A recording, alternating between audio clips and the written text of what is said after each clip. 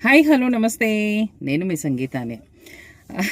Like చాలామంది ఏంటంటే, "అక్క మీకేం ప్రాబ్లమ్స్ లేవా? మీరెప్పుడూ హ్యాపీగా సరదాగా షూట్‌లో బాగా ఉంటారు" అని చెప్పేసి అడుగుతారు.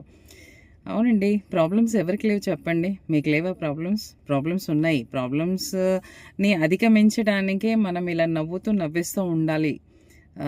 ఎందుకంటే ఇప్పుడు నాకు ప్రాబ్లమ్ ఉంది అని చెప్పేసి, "అబ్బా! నాకు ప్రాబ్లమ్ ఉంది, అబ్బా! నాకు ప్రాబ్లమ్ ఉంది" అంటే వచ్చి ఎవరు తీరుస్తారు ఒకసారి చెప్పండి?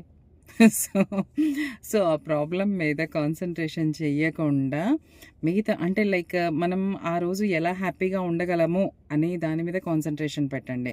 మీకు ఇంకో విషయం తెలుసా? లైక్ ఇప్పుడు ఆహ్, చాలామంది కష్టాలని చెప్పేసి ఫీల్ అవుతూ ఉంటారు కదా! కానీ కొంతమంది భగవంతుడు ప్రత్యక్షమవుతే కోరి కష్టాలు అడిగిన వాళ్ళు కూడా ఉన్నారు.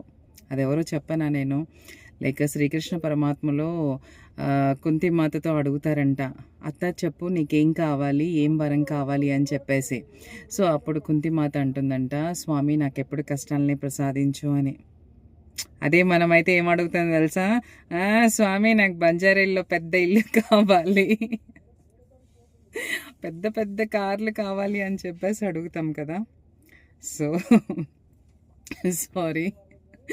సో, అమ్మ మాత్రం "స్వామి నాకెప్పుడు కష్టాల్ని ప్రసాదించండి" అని అడుగుతుందంట. అయితే భగవానుడు అడుగుతారు, "అత్త అంటే ఇంత పెద్ద లైక్ ప్రైమ్ మినిస్టర్ లాగా ఉన్న హోదాలో ఉన్న మనిషి అడుగుతున్నారు కాబట్టి, ఏంటత్త అని చెప్పేసి కష్టాలు అడుగుతున్నావు" అని అడిగితే అమ్మ అంటుందంట, "కష్టాలిస్తేనే ప్రజలందరూ దేవుడిని స్మరిస్తారు.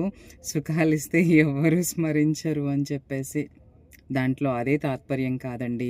చాలా రకరకాల తాత్పర్యాలున్నాయి. లైక్ ఏమంటారు, ఆహ్, కష్టాలుంటేనే మనిషి ఎలా బతకాలో తెలుస్తుంది. కష్టాలుంటేనే మనిషి ఎలా స్ట్రాంగ్ అవ్వాలో తెలుస్తుంది. అందుకే వేటి గురించి మనం భయపడకూడదు.